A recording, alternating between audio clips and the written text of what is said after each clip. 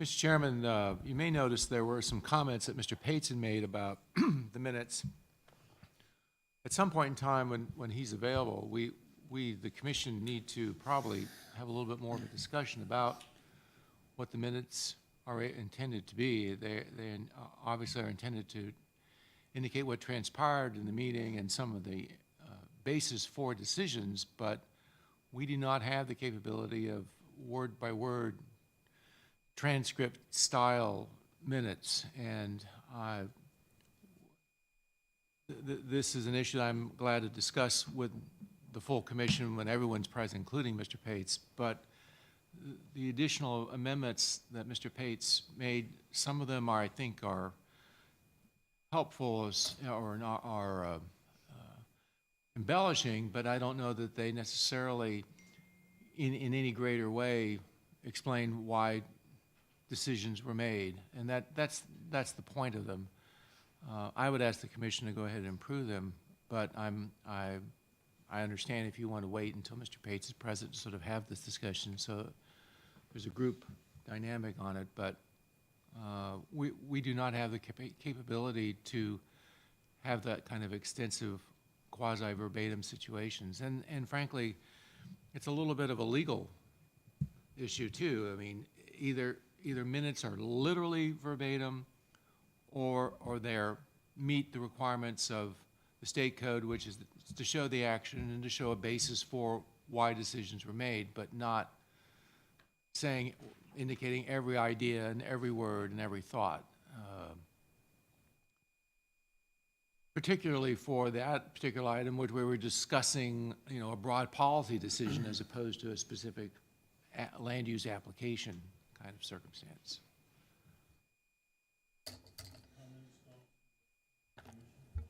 I kind of agree with Mr. Johnston that we should probably wait till next week, but also I don't think we need to go to a transcript. I think that would be overkill.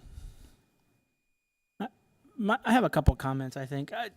I want to say that a lot of folks, they go to these minutes to understand maybe the rationale or the thought process behind the votes that we take, because it's not always clear. I mean, if you say, oh, it's a 6-1 vote, okay, well, what is that one? What was the real reason, or was there a compromise for it?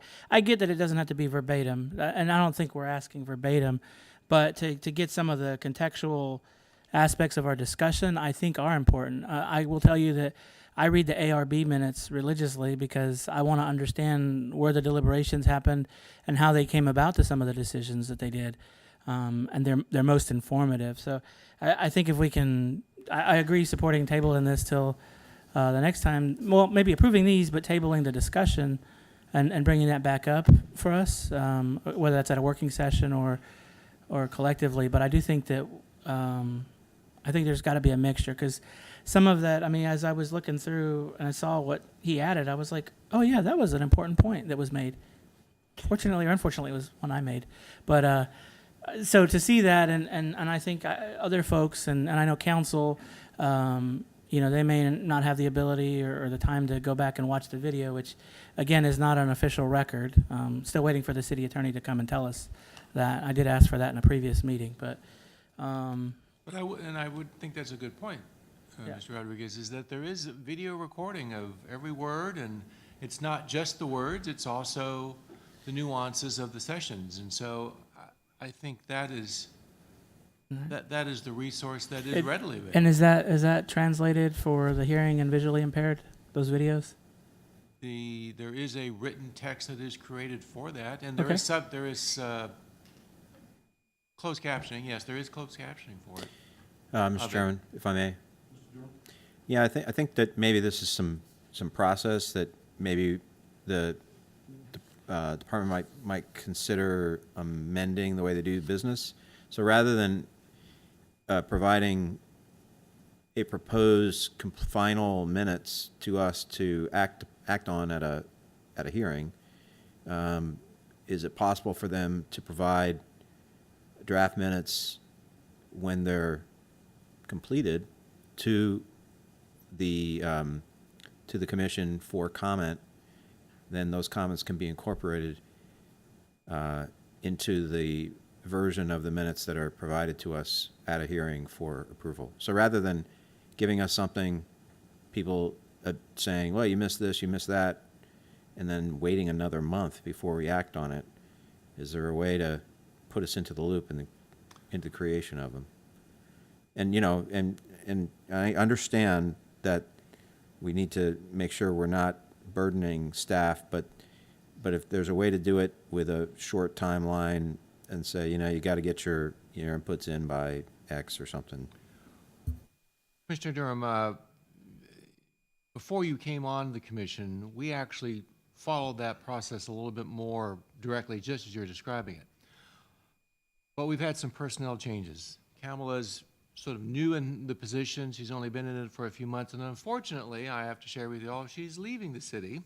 Friday's her last day, and Kathy Eccles will be taking over the responsibility. So we're having sort of a shift of personnel that has made it a little bit of a challenge to meet the previous schedules, but we did formally sort of operate along those lines prior to you being on the commission, and our goal is to kind of try to get back to that. We realize you shouldn't be given things at the last minute to absorb. That's not appropriate. So our goal is to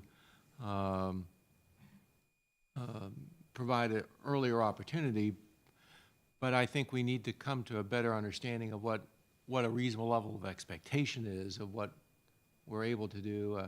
The city attorney, and I'm not prepared really didn't think we were going to get into much detail tonight, but the city attorney has given us written guidance about 6-9 months ago that I think gives us a rule to follow. Obviously, it is guidance, and it probably could be interpreted a little different way, so we'll still have to work this through, but short answer is yes. We intend to get back to that. Right. We had 2 full-time administrative positions, and now we have 1.5, so. You want to say something, Mr. Rodriguez? Oh, I was just going to say, when we do have that conversation, I think part of it also is establishing like deadlines, because I know, as a courtesy to some of our members, we've extended, 1 or 2 periods for them to do edits and revisions, and that also can hamper the process, especially if a vote by council is supposed to happen at the next meeting. They need the benefit of being able to see the results of our deliberations as well. Yeah, I think it's really important that we get back. I mean, I understand the staff complications that you've had, but it's vital that the council have access to the minutes of how we proceeded, so they have at least a little bit of an idea about what exactly was discussed when we made the votes that we make, so that when things come to them for consideration, they can see that. We have and are currently, if the calendar is such that it's awkward in terms of getting minutes approved by the commission, we will share with the council the draft minutes saying they are unapproved, but I think they do give a substantial indication of what's going on. That should not be our normal SOP, but sometimes circumstances just evolve to that direction. So we do share the draft minutes if, for whatever, even outside the current circumstances, sometimes that occurred previously. But we will be sharing draft minutes from your January meeting, which you have not yet seen because we're just trying to finish getting those minutes finished before Kamala leaves. Yeah, I would hate for the November meeting minutes to have to go to March. So I'd just as well just take action on the draft with Mr. Pates's edits. And just a point of order, since I wasn't a commissioner during that, I see that you changed the votes. I appreciate that. Since we're only have 4 commissioners here, I can't abstain, right? I need to vote in order so we can have a legal vote? Oh, this was the Nova. I can? Okay. You can abstain. We need 4 people for a quorum. Quorum, but- and then the votes are the votes. Okay. Right. So if it's the will of the group, I'll make a motion to approve the minutes as edited by Mr. Pates. But I guess I just want to make one comment. So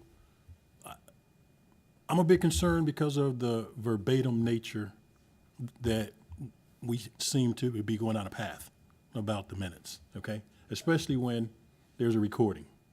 So if the challenge really is, as you stated, about capturing the context of a vote, then maybe we should just look at that as opposed to, numerous edits throughout.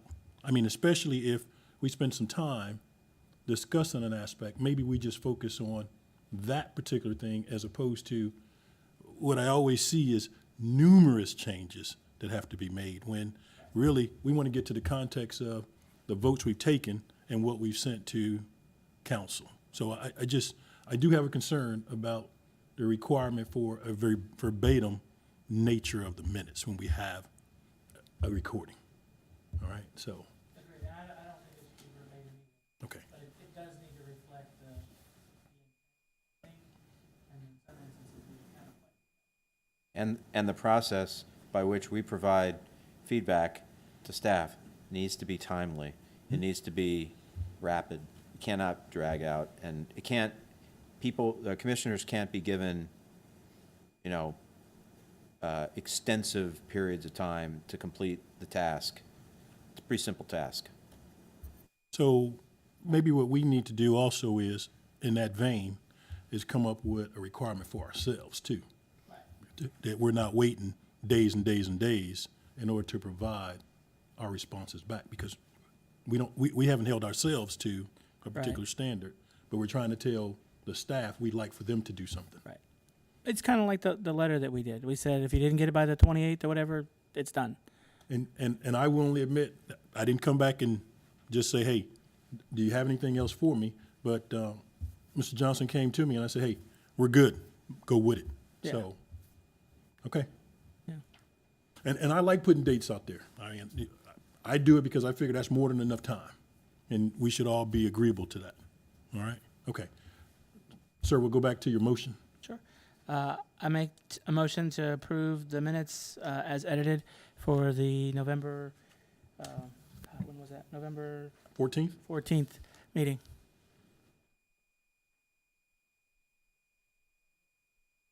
I'll second that. Is that a vote? Just Yeah, okay. All right, go ahead and cast your.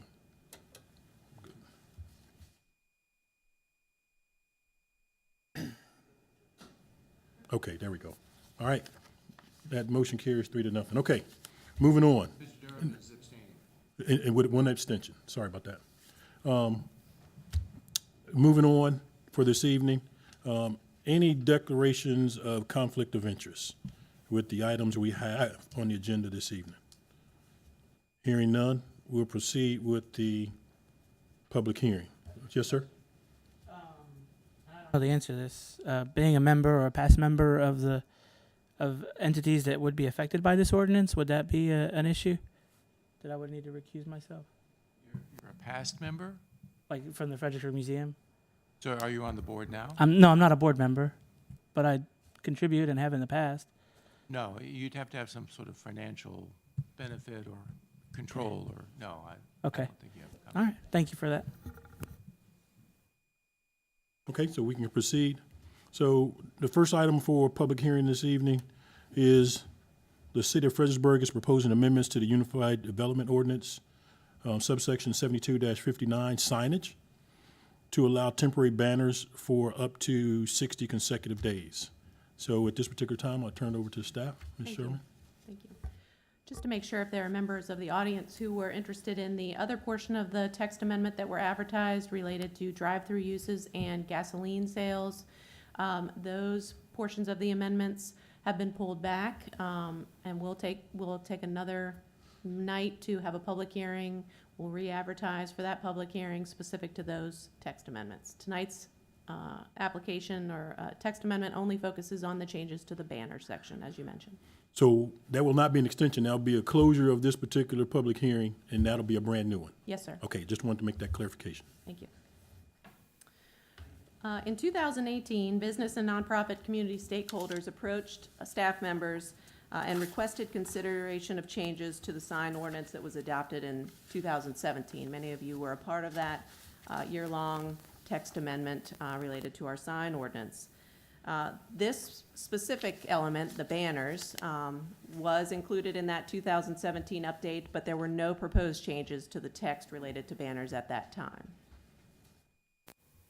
Specifically, what is being requested is a change to section 7259.8, which permits the display of banners up to 4 times a year for a period of 30 days each time, with a period of at least 30 days in between each time. You are required to get a permit before you display those banners. The requested change is to allow banners to stay up for 60 consecutive days. The same other rules would apply. You could ask for up to 4 times a year. Each time would have to be separated by a period of 30 days, but this time the banners could remain up on display for 60 days. One additional change is to make sure that the overall period of 120 days that we currently allow for the display of banners, that is specified with this change. So if you choose to have a banner up for 60 days, that's half of your allotted days for the year. So the specific changes, again, would allow for banners to be up for 60 consecutive days, and again, no more than a total of 120 days per year. I'm happy to answer. Staff does recommend approval of the ordinance in your package. I'm happy to answer any questions you may have. Commissioners? So just so I'm clear, when we say no property shall display a banner for more than 4 times in a calendar year, and a banner for more than a total of 120 days in any calendar year, it is the specific banner. So if an entity wants to put up a different banner and apply for that separately, that's permitted? Is that accurate? We treat the banner, whether they change it 4 times, it's the banner. It's the banner that's allowed in this section. It's the display of a banner. Is that clear in the language? I hear what you're saying. We can look at that as a potential change. Any banner. Does that satisfy? Well, it just presents a problem because I don't think that the language that's proposed addresses that question. If staff believes that different banners constitute a banner, that's not what the plain text says. So if they want it to say that, it needs to say something like that. I think the change that I'm hearing you suggest would be that the italicized, the final sentence would say, no property shall display banners for more than a total of 120 days in any calendar year. And just so I'm clear, is a banner or banners on, say, one side of a property equal to the same thing as a banner on another side of the property? Yes, the property is allowed to display 1 banner at a time. Okay. Can you give some context to what is driving this 60 days? Is there a specific situation that someone said, I had a situation where I'd like to do this, just so I can understand more? Yes, one of the people who requested this specific change are members of the Fredericksburg Area Museum. I believe that some are in the audience tonight. I'm sure that they can give you some context there. But the basis is they have events that take place for longer than 30 days. They have the summer concert series, for instance. And so they desire the ability to advertise for the entire season, or at least for 60 days of that season. Okay. And I will tell you that originally staff presented a duration of 120 consecutive days to City Council as they were considering initiating this amendment. And City Council said, no, we would like you to change the 120-day suggestion to 60 days. Okay, thank you. And that's what's in your draft. You're welcome. Anything else?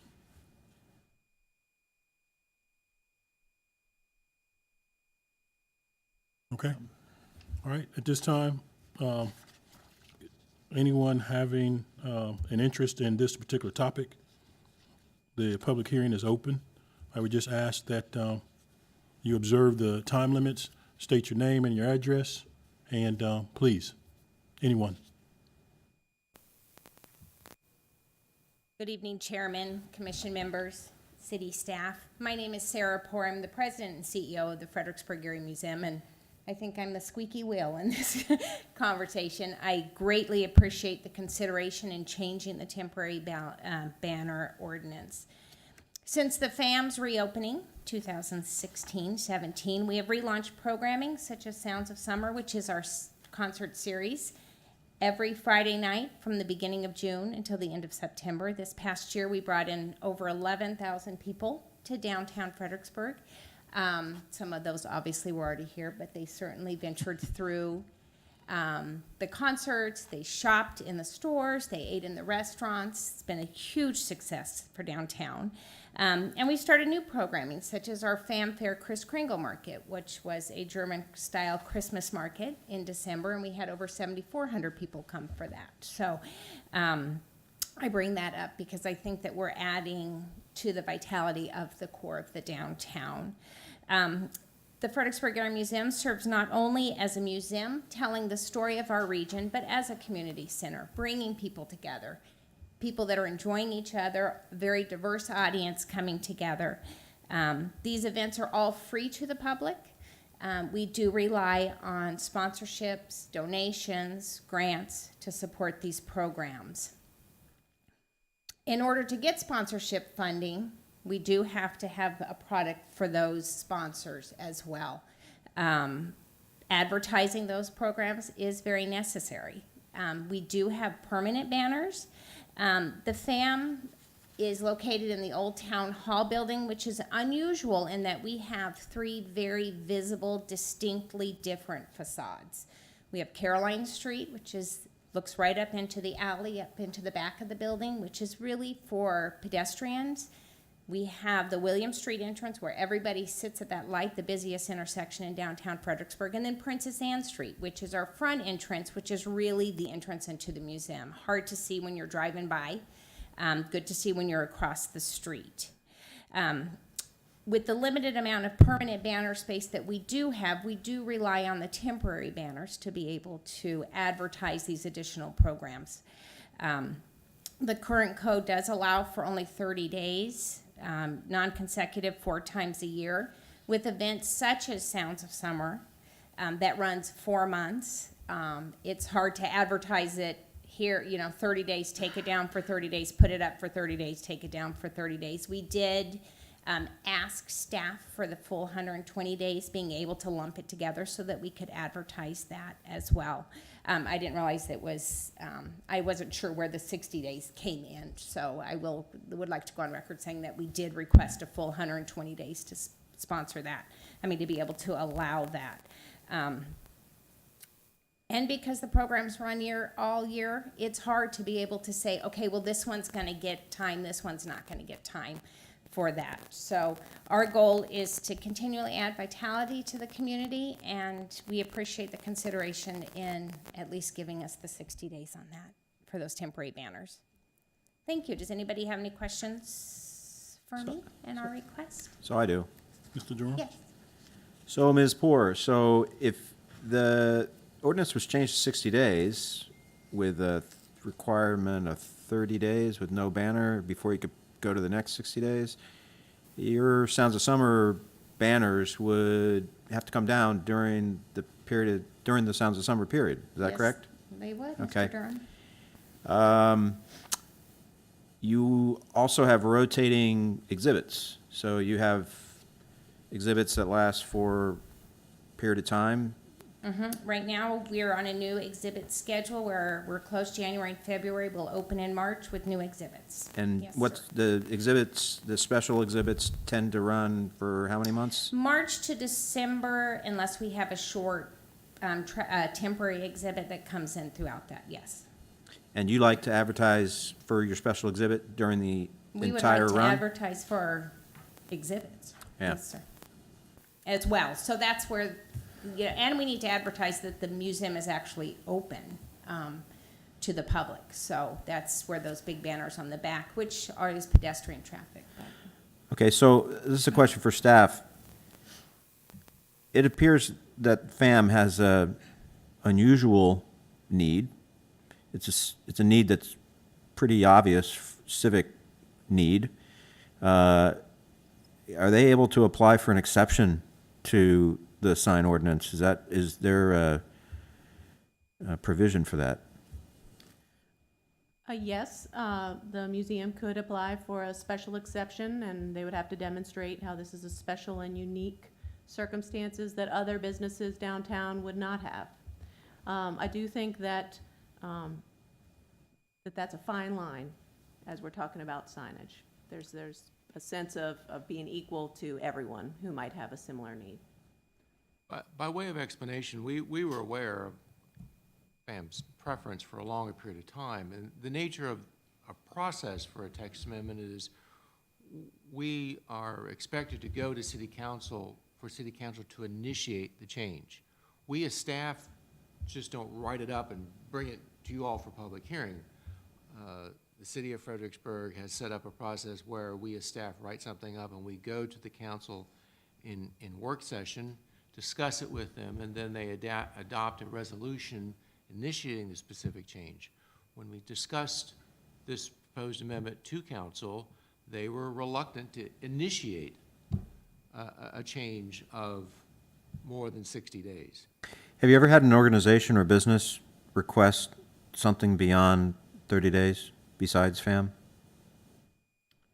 That certainly comes up when people are applying for banners, and then we go over the rules with them, and ultimately they get a permit that's approved that's in line with the code of 30 days as it is now. I will tell you that the Fredericksburg Area Museum has a sign permit for permanent signage that they are allowed to rotate through. So in terms of their exhibits, where they may be using their permanent signage for that, they are able to rotate that and manage their changing exhibits. This is in addition to those rotating signs. So as you look at the picture in your staff report, the picture on the left, or excuse me, on the right, the vertical sign, you can see the Lidl picture. That is one of their permanent signs that they have the ability to rotate in and out, as long as it's that same shape, size, location, and it's adhered to the building as the ARB approved it. Right, and the one that's circled is for the Chris Kindle mark. Right, Right? that's an additional sign. Right. That's a temporary banner. Okay. And this rule would apply not only to the museum, but to any business that's eligible for these types of temporary banners, everywhere in the city, whether or not you're downtown or elsewhere. I mean, I see where the city council would be reluctant to approve an ordinance beyond 60 days because your standard business, it would be excessive to have a temporary sign for more than 60 days. That's pretty clear. The question is whether or not FAM's Sounds of Summer banners are temporary signs, or whether they could be re-identified as part of their permanent exhibit signage, and then maybe we don't have this problem. If I could respond to that. Yes, please. So the Fredericksburg Area Museum has maxed out on their permanent signage allowed to the building. They have 3 very large banners that face the rear facade facing the market square. They have this banner on the front, and then they have additional signage along the Princess Anne facade. I would also point out that one of the things that council considered is overall maintenance of these signs. When banners go up for long durations of time, they frequently are forgotten, and maybe over the course of 30 days, or for those who unfortunately stay up a little longer and we have to remind them to take them down, they kind of forget that they're there. Corners come down, snow falls on them, wind happens, and so the shortness of time reminds people to maintain their signs or take them down when they're becoming tattered. Can I go to, I need to go to Mr. Rodriguez. He's been waiting. Mr. Rodriguez. Would a 90-day, would that be something that would, I mean, I know you'd prefer to keep it as is with the 120, but is that a healthy compromise? Is that something that could kind of work, or is it? That would help. That would Okay. help. And yes, we do have those big banners on the back of the building, but again, that is completely different Right. facade. You know, and this is a conversation that, like I said, has been going on for Right. quite some time. And my second Yes, question that to would help. Right. Is the Market Square or the building that you're in currently is owned by the city, though? Yes, it is. Okay.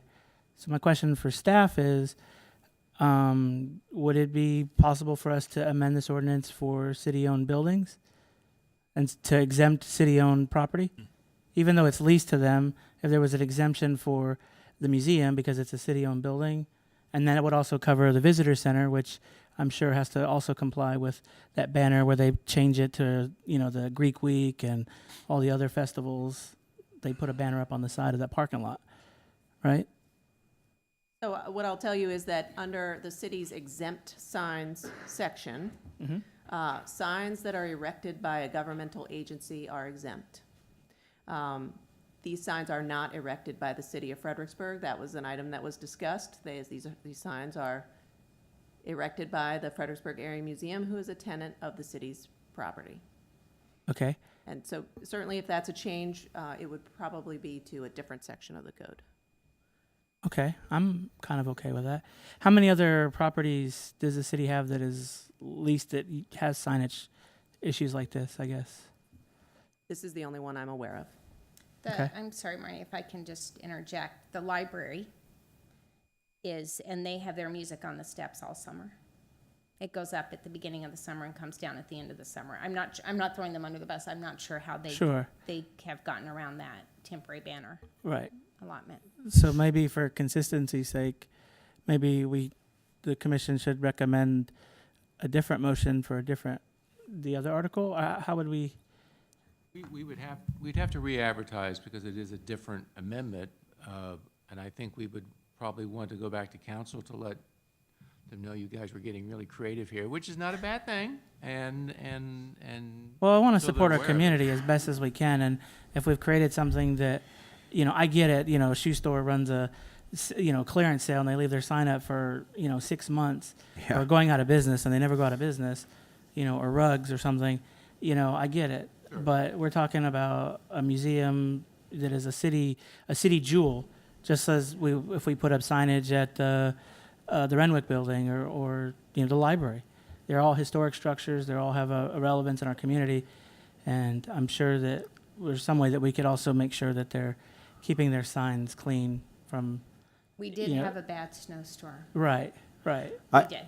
I think in line with city council and limiting this to 60 days, but I would just encourage FAM to submit an exception. Also, maybe formally partner with the EDA or something for Sounds of Summer and call it a city event, and then get an exception that way. What we hear you guys saying, a variety of options of exploring this, and we're happy to sit with the city attorney and the members of council and talk this through. And this would, even if we table this for now or recommend against it, that would at least not impact the current season or current operations, right? Until they don't have like a moratorium on anything. They would have to go by the current rules. Right. Right. So what we have now, we do have a new sponsor, Lidl, which is great.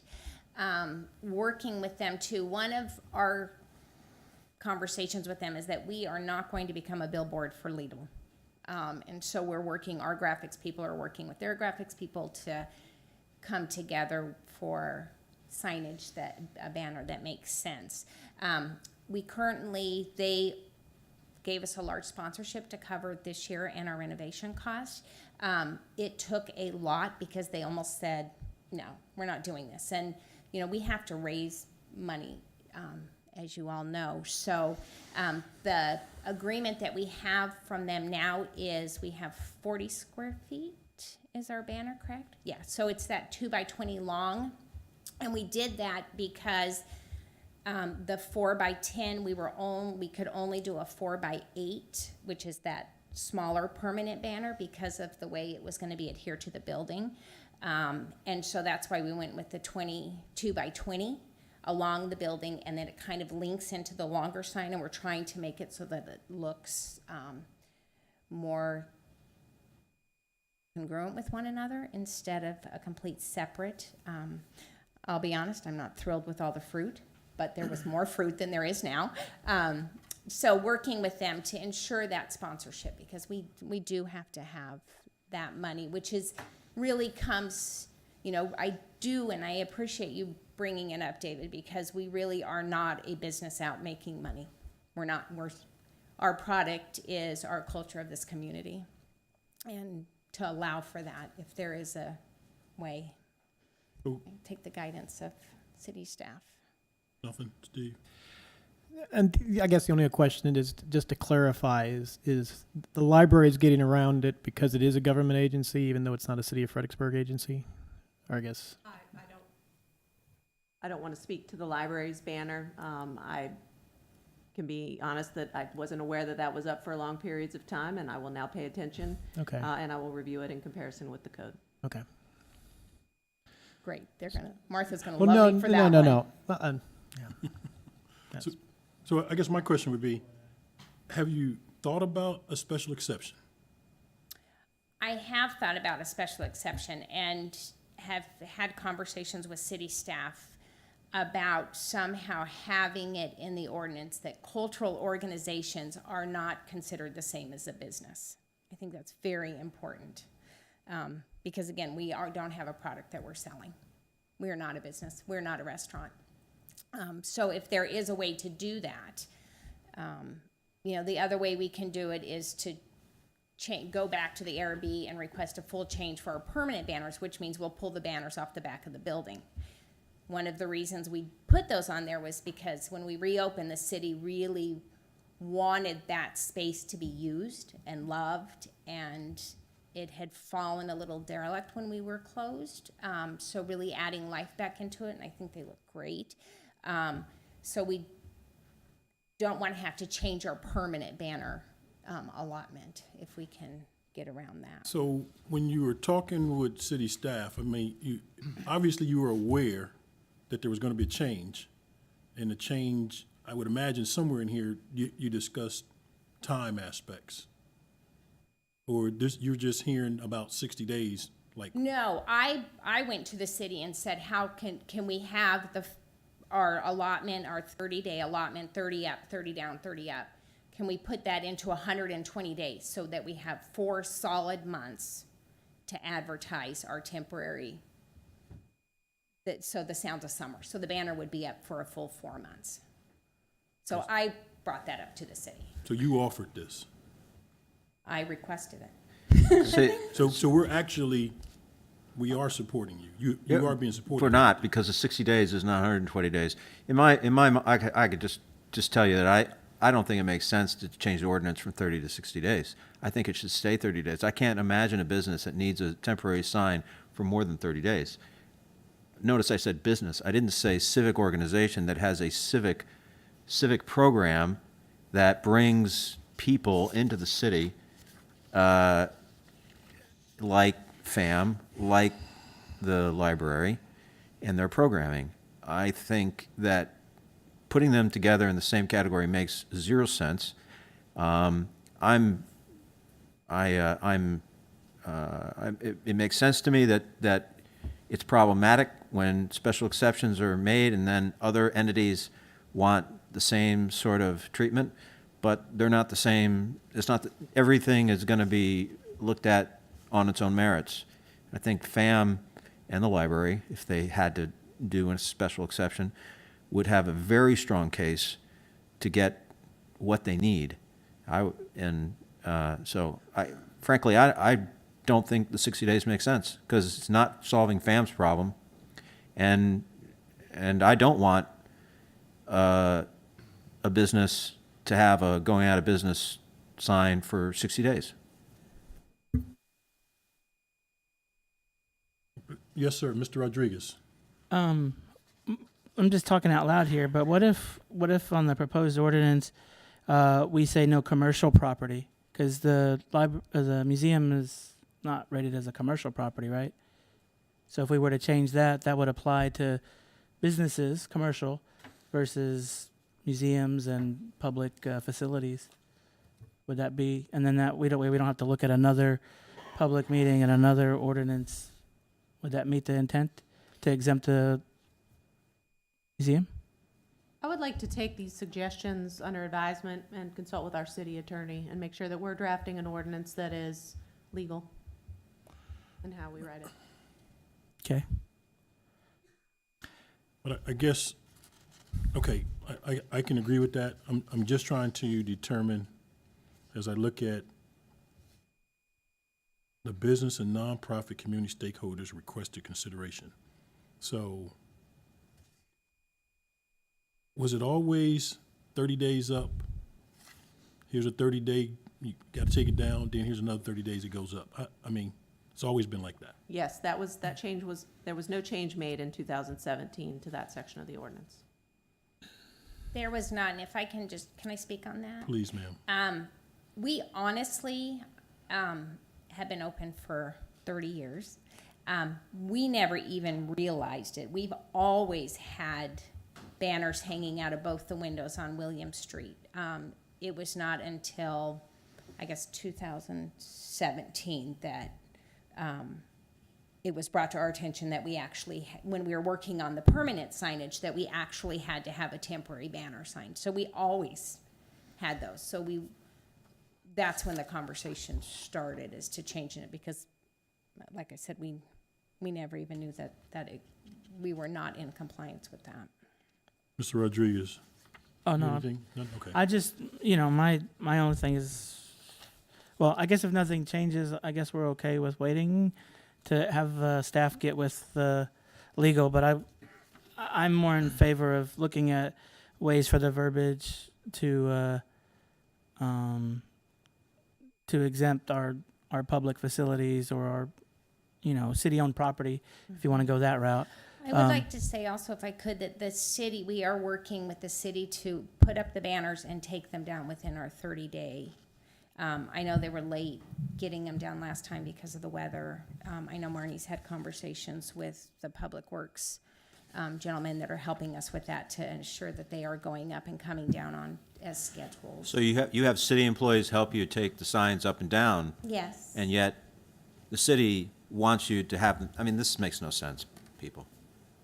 Yeah, the city does. But they do that for us, which saves us money to have to hire somebody else to do it. So we are No, very appreciative of that. I think it's awesome that the city partners with you just like that.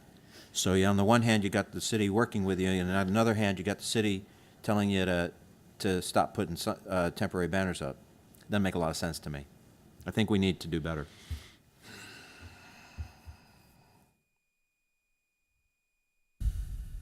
Mr. Chairman, I guess I would suggest that you perhaps table this matter, and if you wish to just close the public hearing, and then we can go with the city attorney and members of council and see if we can find a way forward along the lines of what Mr. Durham and what Mr. Rodriguez are suggesting, that we take into consideration the nature of the use and the ownership of the building.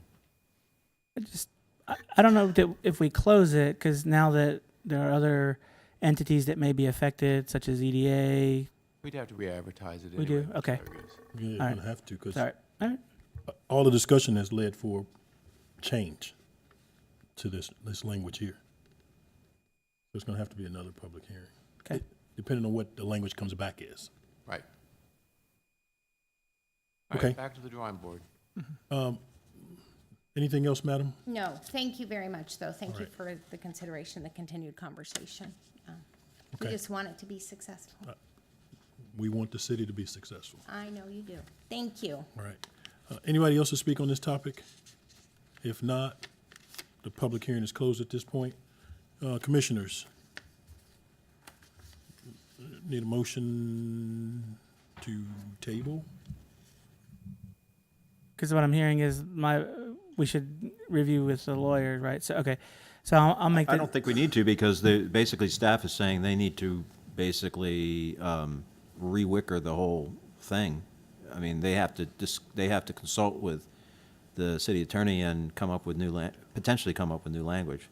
Essentially, they're saying they're not ready to proceed based on the discussion. The code speaks to when the commission takes no action within a given period of time, that it's considered to be an approval. So I would suggest you make some motion to either table this or to that you recommend it not move forward to council pending further discussion. Yeah, no, I move that we not move forward with this motion to, or this revised ordinance to council pending staff work on this issue. I second that. Okay. Cast your ballots. Okay. Oh, got discussion?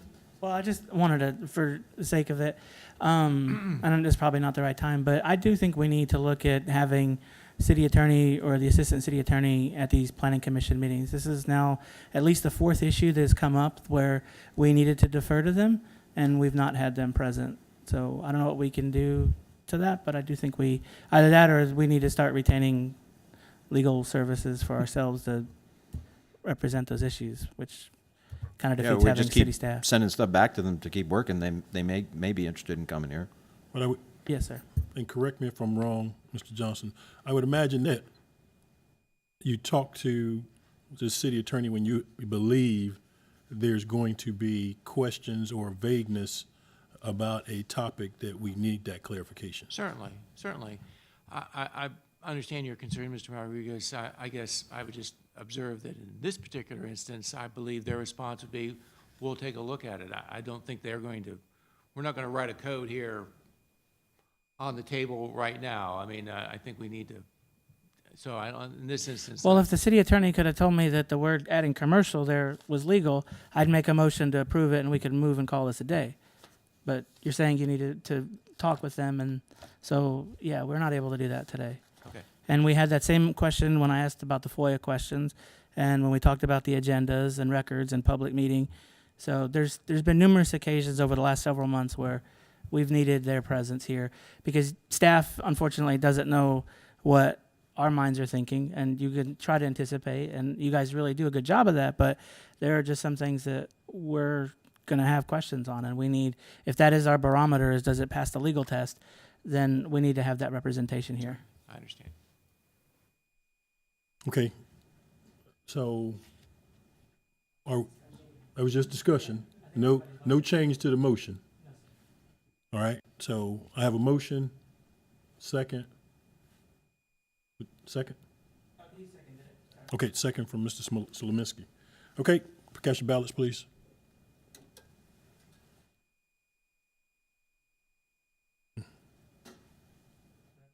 All right, motion carries 4-0. All right.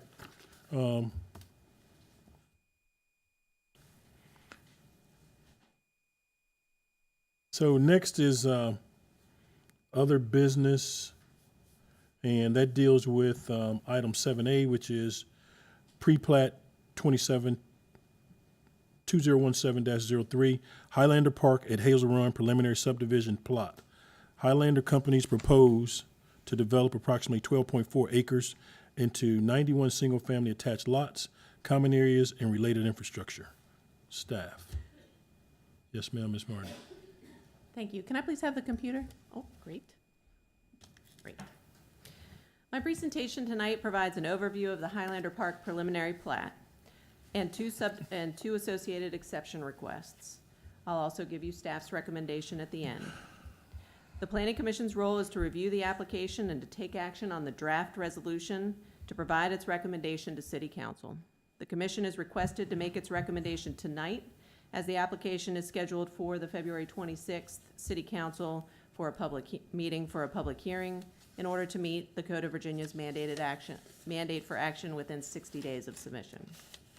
On the table in front of you is a revised resolution and a revised preliminary subdivision plat. It was submitted on February 8th following staff's finalization of its staff report and mailing to you. The applicant revised the proposed height of the units to 50 feet and 4 stories, which is allowed in the CD zoning district and is in compliance with the approved general development plan. This change has been reviewed by the Technical Review Committee and has no effect on staff's recommendation for approval. Your action tonight should reference the revised resolution in front of you on your table. Now to the slides. The site is 12.4 acres in size and is located downtown in a generally mixed-use area. It's located on the east side of Lafayette Boulevard and again is zoned commercial downtown with conditions. The project is allowed to have 91 townhouses in accordance with the CD zoning district and the proffered conditions that were approved by City Council in 2017. The site is located adjacent to existing commercial and industrial uses along Lafayette Boulevard and the Blue-Gray Parkway. It's adjacent to Employment Resources, also known as Gladys H. Overley School, and the Cobblestone Square condominiums and apartments. Hazel Run runs along the southern and eastern boundary of the project. Direct access from Lafayette Boulevard will be provided by two public streets, Young Street and Willis Street.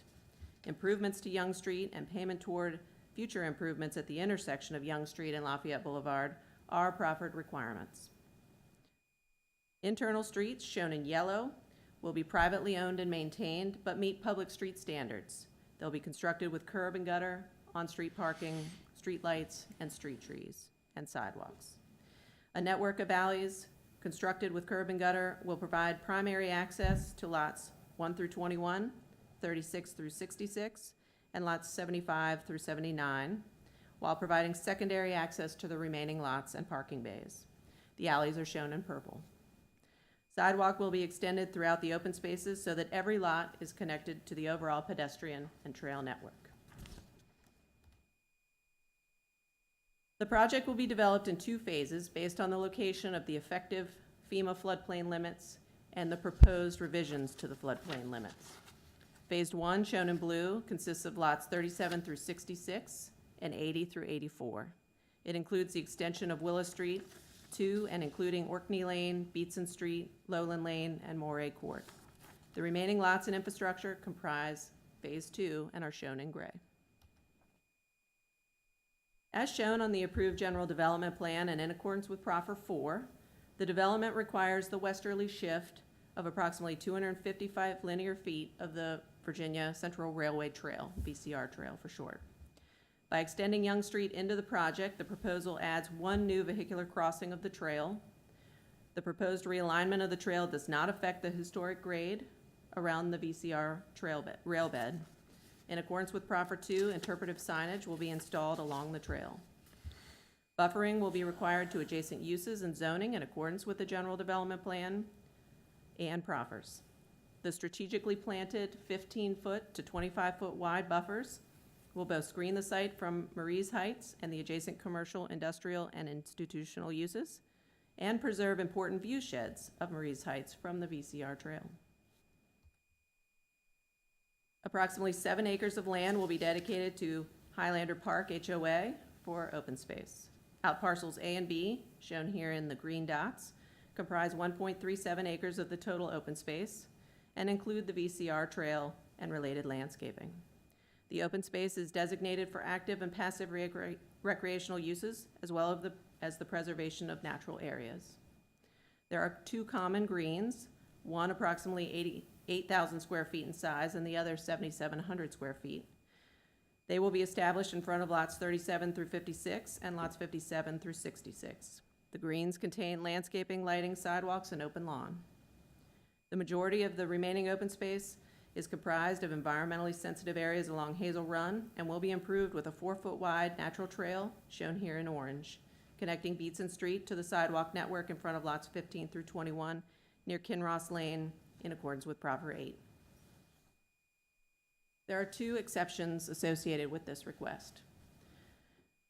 Section 7225.3 permits City Council to grant exceptions in, quote, unusual situations or when strict adherence to the general regulations would result in substantial injustice or hardship, end quote. The first exception request relates to block length. Section 7251.2C requires blocks to be a minimum of 200 feet in length and a maximum of 600 feet. As previously noted, Proffer 3 requires the property to be developed in substantial accordance with the general development plan. As shown on that GDP and proposed with the preliminary subdivision plat, the block to be located on the west side of Willis Street, shown here in yellow, between Cobblestone Drive and Young Street, is approximately 710 feet in length, which exceeds the maximum permitted length by 110 feet. The block contains the VCR trail, historic rail bed, and open space. During the Proffer amendment process, there was a concerted effort to minimize impacts on the trail.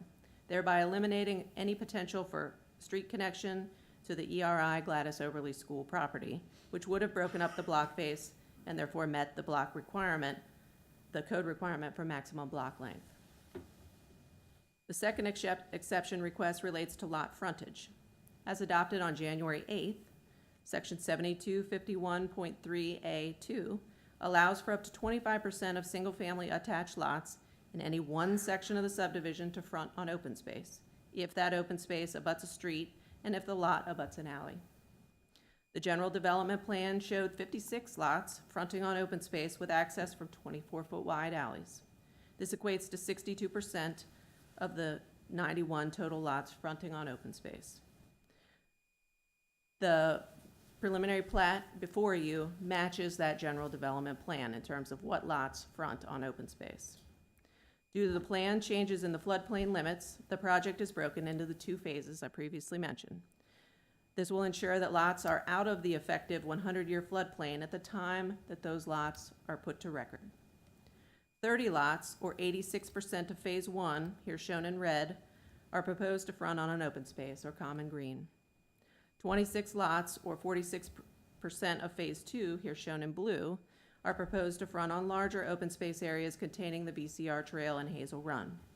Each of the open space areas abut streets, and each of the lots abuts an alley. The need to obtain approval for each of these exceptions as part of this preliminary subdivision plat process was identified by staff during the proffer amendment process. In order to be consistent with the approved general development plan and the proffered conditions, staff does recommend approval of these exceptions. Staff does also recommend approval of the larger project. It recommends that Planning Commission recommend approval of the draft resolution in front of you tonight and the associated preliminary subdivision plat. Happy to answer any questions you may have. Commissioner, Mr. Durham. Can we put that slide back up? That was a great presentation. Thank you. And so I just have a few questions. The first is, on the proposed nature trail, you say it's going to be 4 feet wide and improved. So the first question is, what's the nature of the improvement? Is it just going to be cleared, or are they going to put something down along the 4 feet? And how's it going to be maintained? So that's question 1. Question 2 is, I'm a little confused about the southern terminus of the nature trail. It seems to terminate at a lot, and I don't know how you get to that. So somebody could answer that one. I can respond. Yes, ma'am. The nature trail will consist of a 4-foot wide tread width consisting of native soils and grass. The trail shall meander within the existing wooded area to minimize the disturbance of existing trees. The area above the natural trail shall be trimmed to a minimum height of 8 feet vertically to provide adequate clearance for pedestrians. I did specifically talk with our transportation administrator about this.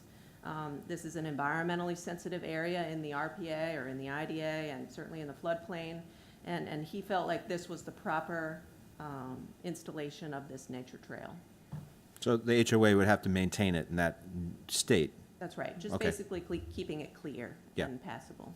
But what about the terminus, the one that's on the left in this depiction? It's difficult to see, but in front of those lots 15 through 21, there's actually a sidewalk that comes through and connects. It goes north toward Kinross Lane and then east toward Willis Street and then connected into the larger grid and ultimately to the VCR trail. And so this nature trail would come to that portion of the sidewalk and then you could walk and get to the other parts. Okay. Next question is Young Street. Can you go to the previous slide? Or one more, I'm sorry. The one that shows highlights the streets, yeah.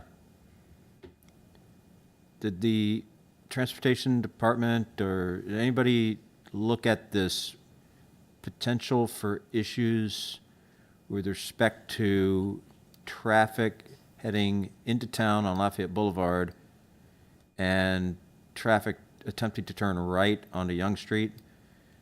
Is that a concern with I know it's a 25-mile-an-hour speed limit there, but that's not generally what people drive there. Cars turning right into Young Street there will have to come to will not be able to take that right at speed. They'll have to come to, they'll have to take that very slowly. Anybody think about this? Is there any discussion about restricting right-hand turns there? Yes, this topic was talked about at length during the rezoning process. There was a traffic study done, there was analysis done to what improvements might need to be put in place there based on the trips generated by Highlander Park, potential trips for the future development of the Gladys Overley School. And the end result was that based on all of that information, this intersection would function with a right turn lane as shown here. As soon as additional development were to occur that added trips to Young Street, additional improvements like a right turn lane are likely to be mandated. And actually, the Highlander Park has a proffer to contribute a portion of money to the city for that future right turn lane improvement. Additionally, at that intersection, there was a lot of concern about sight distance for potential left turns out onto Lafayette Boulevard, which is why they are proffered to improve that such that it will prohibit left turn lanes with a flush median, but signage and paint to say you cannot turn left there, just for those reasons. Yeah, because people are going to be going outbound from town. They're going to be coming around the bank, the turn there. Yeah. Okay. The last question. Go to the last slide that talks about the exceptions. So the lot frontage exception. This is a very reasonable exception. I think the project with the green space is desirable. Has there been any thought as a result of the need to do this exception for staff to question whether or not that section of the ordinance continues to make sense? Is the rationale for a limitation of 25% frontage on open space, does that make sense now? I'll answer that to say prior to January 8th, no lot was permitted to front on open space. Staff and City Council and the Planning Commission have seen this project, have seen a few other projects which required exceptions for lots on open space. So the thought is that 25% of the units fronting on open space, as well as the code now allows an additional 25% of the lots to front on alleys, that was a step in the right direction. Let's see how this works. This was approved, this design at least was approved in 2017, but let's see how the January 8th amendments work, and then maybe we need to revisit after that. Thank you. Any other commissioners? I just had one. That's Mr. Rodriguez. Thank you, sir. And I might have missed that, but the trail, doing the trail, does it all get done first, or only if they build a phase 2 does it go out? I apologize if you said that already.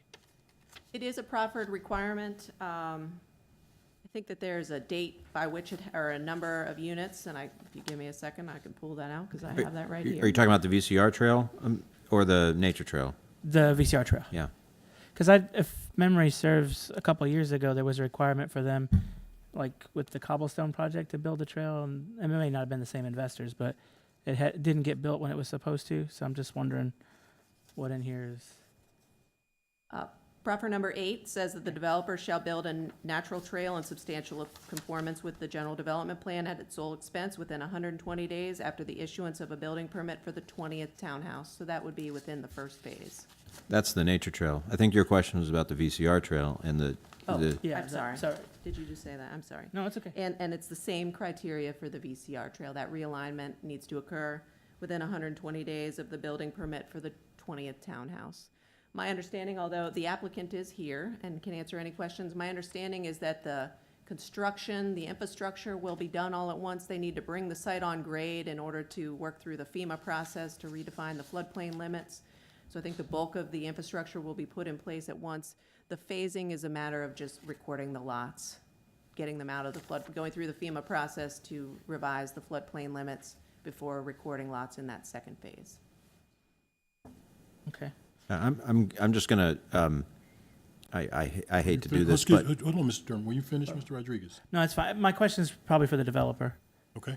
Yes, sir. Mr. Durham. I'm sorry, thank you very much. I hate to do this, I don't want to insult your professionalism, because you're very professional, but the technical review committee, when we're talking about the developer having to substantially change the topography right on the banks of Hazel Run.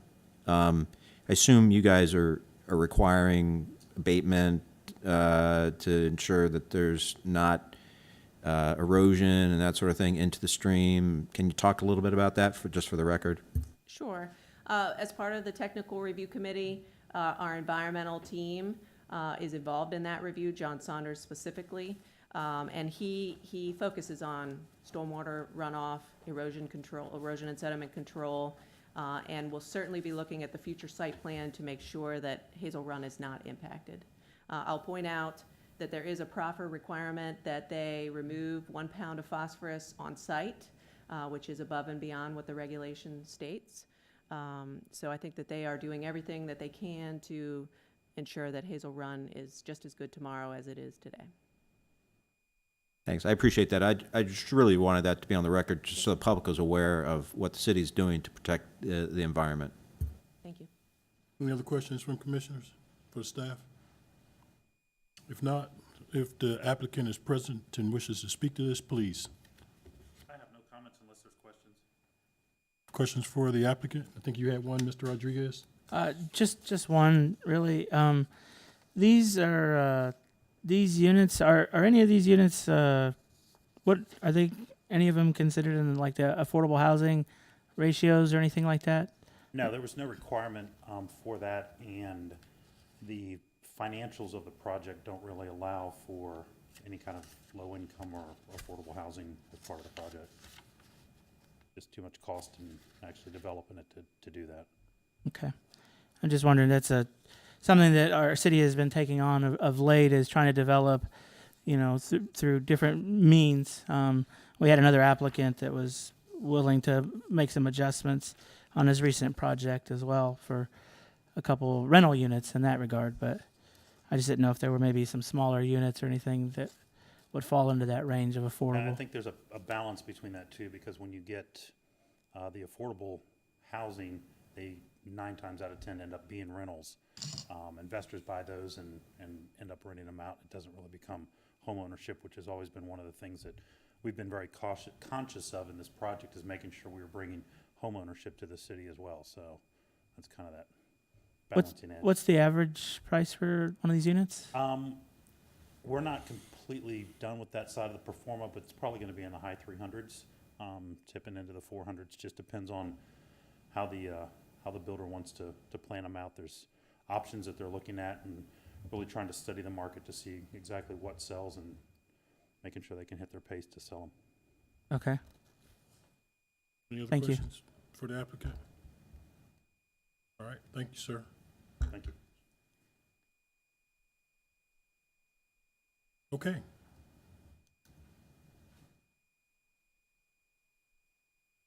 I'll entertain a motion unless there's something else you'd like to talk about on this particular topic. I would make a motion to accept the 2 exceptions.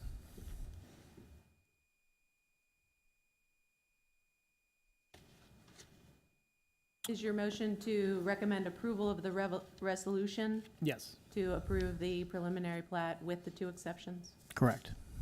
Thank you, ma'am. I'll second that. All right, any discussion on the motion? Hearing none. Cast your votes, please.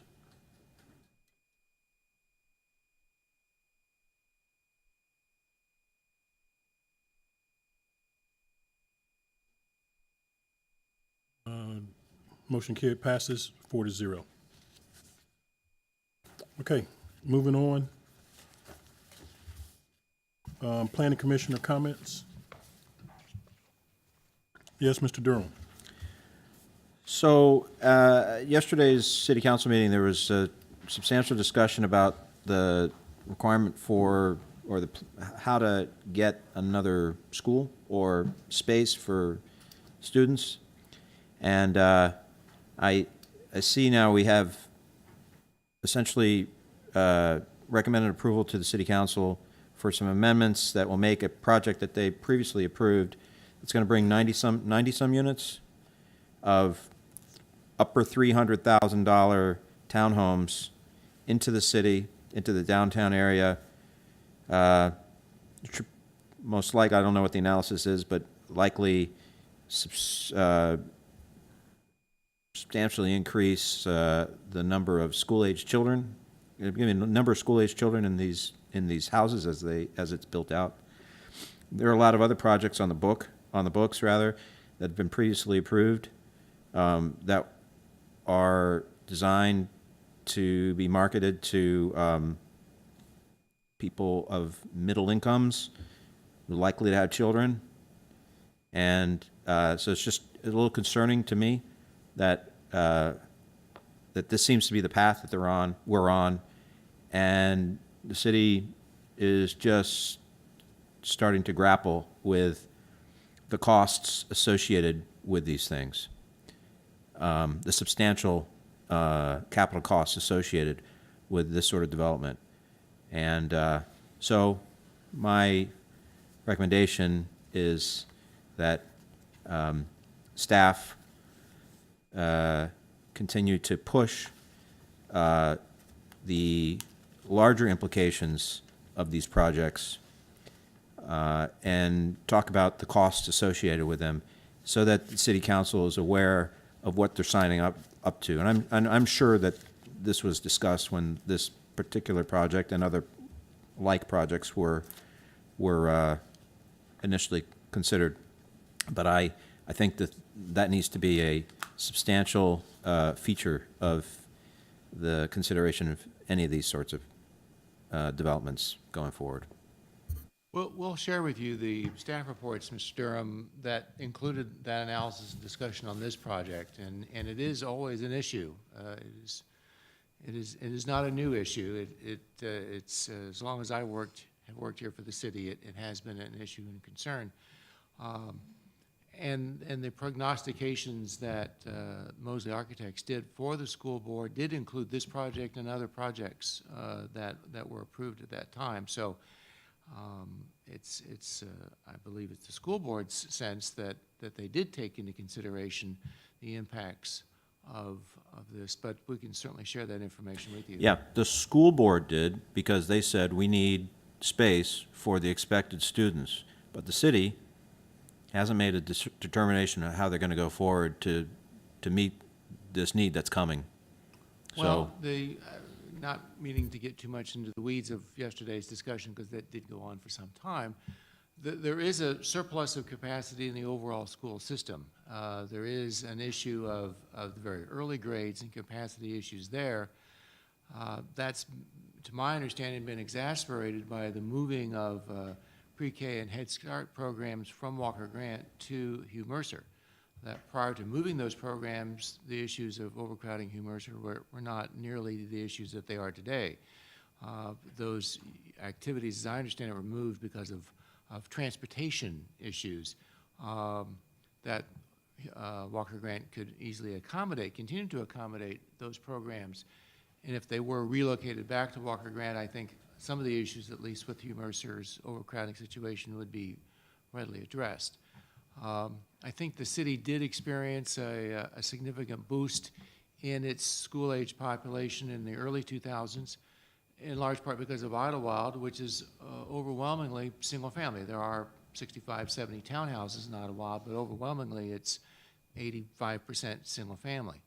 The approvals of new development like this and other projects in the recent past 7-8 years has not been anywhere close to that percentage of single family, which has a much higher per household student generation than townhouses and obviously than multifamily. We can share that information with everybody, the whole commission, to understand that. So I understand the concerns, and it's an appropriate thing to discuss further, but I don't think you can draw a direct comparison between what happened 15, 20 years ago with what has been approved in the past 5 years. Yeah, I don't want to drag this out much longer, but My experience with townhome developments is that there are a lot of young families in townhomes. They are less expensive generally than single-family homes. And so they attract younger families with young children. And maybe they don't have school-age children immediately when they make the purchase, but within a couple of years they do. And so I'm not exactly sure how the data is formed that makes you say that single-family homes have a, substantially greater percentage of school-age children than multifamily townhome developments. My personal experience is it's not the case. Well, I'm not saying there aren't school-age children in townhomes, certainly there are. It's just the rate is not the same.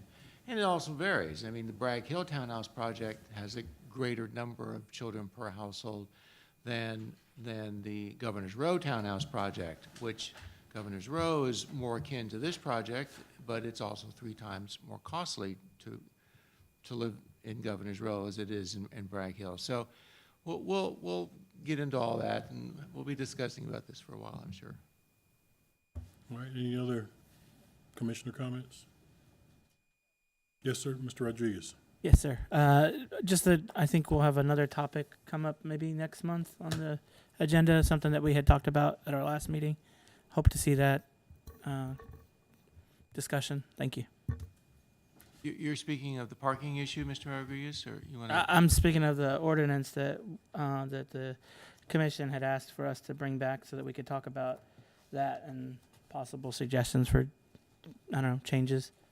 Mr. Rodriguez, I think that is a very valid issue and concern. We as staff do feel that issue needs to be addressed. Our thought was that it would be done somewhat comprehensively in terms of parking. We wouldn't sort of cherry pick one particular issue, but we would try to deal with that comprehensively on a whole variety of parking aspects. And it's not to deflect it or not to postpone dealing with it, because it is an ongoing issue, but it is a sense and desire of City Council that we not just sort of do onesie in amendments, that if we're going to look at a amendment to the sign ordinance, that we look at, well, what are all the current issues regarding the sign ordinance? Let's try to fix this in at least some packages of deals. So we will be dealing with the parking issue, and we can happy to discuss some of the options that we're considering for your input, et cetera. But it's the sense of council that I don't know that they were going to want us just to focus individually on an issue. But we're not deflecting it. It's simply trying to move forward in a more thorough pattern. Okay, I'll buy that for now. Okay. Because we don't have a voice on the parking commission either, which also is supposed to be dealing with parking issues and making recommendations to the city. But all right, I can be patient. Thank you. All right, sir. Anything else? All right, planning director comments. I would just reiterate the Area 6 plan did get approved by council last night, so we'll be moving forward with the next step in that process. Would be looking at some ordinance amendments and eventually some rezoning issues. So that one is moving along. I passed out the little flyer regarding the Area 7 public information meeting on March 5th. Sort of we're at like 85th percentile in that plan, so we'll be this is sort of where we are, and finalizing that planning effort to then bring it back to, Planning Commission and Council, probably Planning Commission in April and Council in May after their budget season for simply acceptance of the plan. We would then be taking that planning document and then evolving it into actual comp plan amendments. We are looking, just to make it clear, there's roughly 200 acres of CD zoning now that is, in a sense, sort of defines downtown.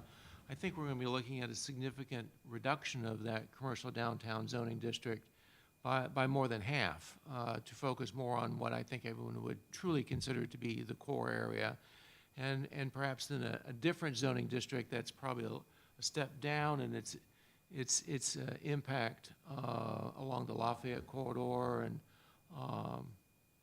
primarily so as to create a more appropriate transition.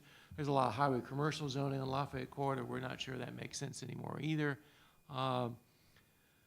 We're looking at sort of special development standards in the Lafayette Corridor and in the area around the train station, creating a maker district in the Jackson-Wolf area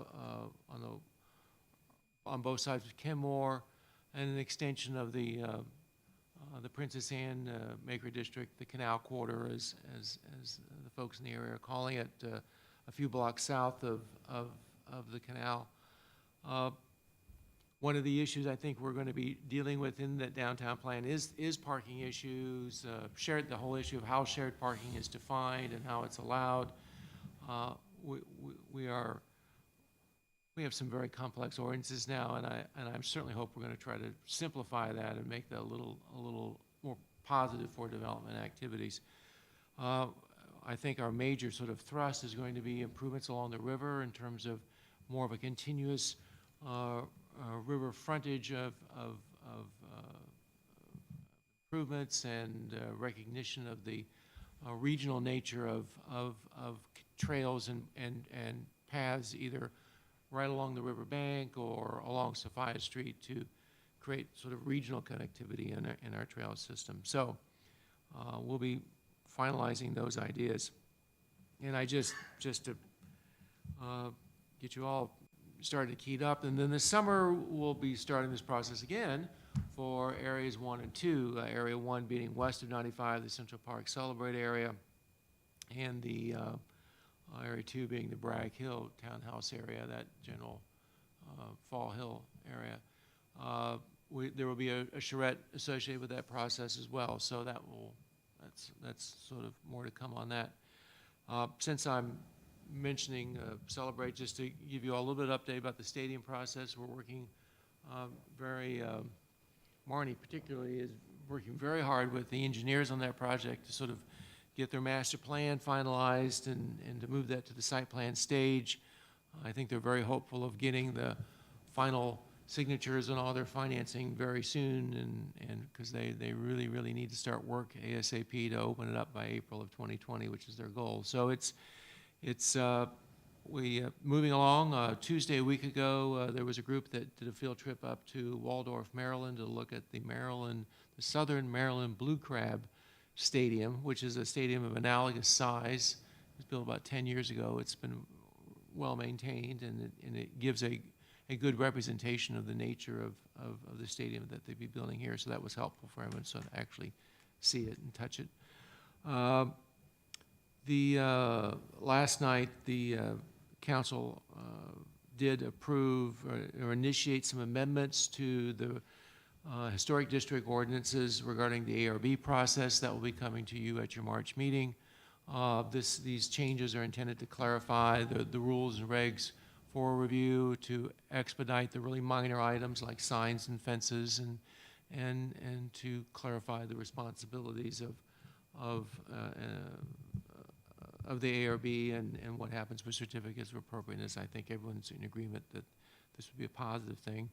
There was an ARB appeal last night regarding a porch on Laura Caroline that the council upheld the ARB decision. So that moved along. And we also had a graffiti ordinance approved last night on first read, and there'll be a second read of that. So we'll be able to hopefully do a little bit better job with property maintenance.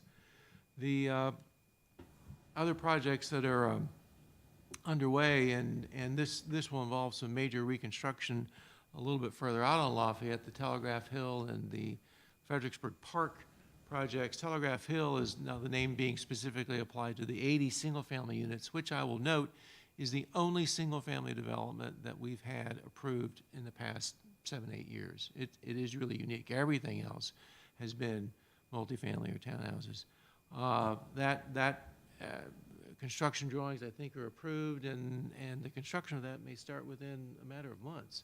I would say Probably next month. And so that is a major change because that construction will involve the reconstruction of Lafayette Boulevard into a full 4-lane street all the way to the top of the hill to St. Paul Street, with the construction of the roundabout at the Lee Drive National Park entrance. So that will be quite a dramatic physical improvement in Yeah. that area. The Fredericksburg Park, the lower portion of that property, the 207 townhouses, is in final engineering review of that too. So they're desiring to get that approved in the next couple of months. So that plat will be coming back.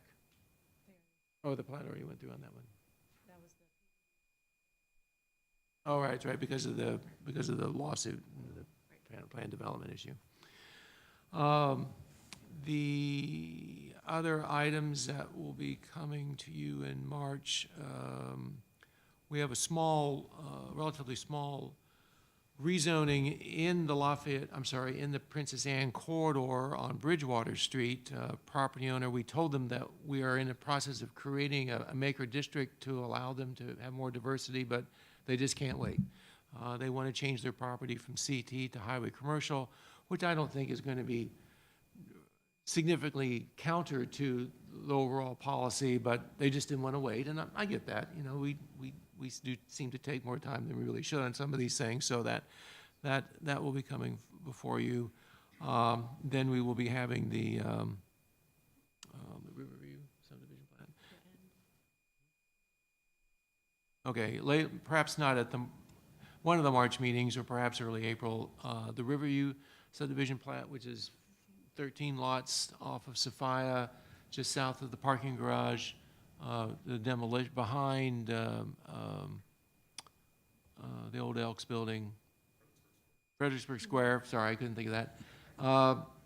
So that plat will be coming before you all. And perhaps most interesting, I think, to everybody here is you'll have the presentation of the CIP budget. The manager's budget will be released at that point, and Deidre Jett will be back with you to talk about what is in the CIP proposals, and we'll see what last night's discussion impacts will have, how that will be shown. And then we're scheduling a public hearing for the Planning Commission on March 27th for you all to hear public comment and make a recommendation either at that meeting or at your first meeting in April. We really can't drag it out any further than that because the council's public hearing is just 10 days after your first meeting in April. So We'll turn that quickly, trust me. we do need to know what's going on with that. I think that's all of the major projects I wanted to bring to your all attention. Anything from Mr. Johnson? All right, before we end, I'd just like to recognize two of our young citizens who are also scouts. Please, who are you gentlemen? Yes, you gentlemen. What's your names? What's your troop?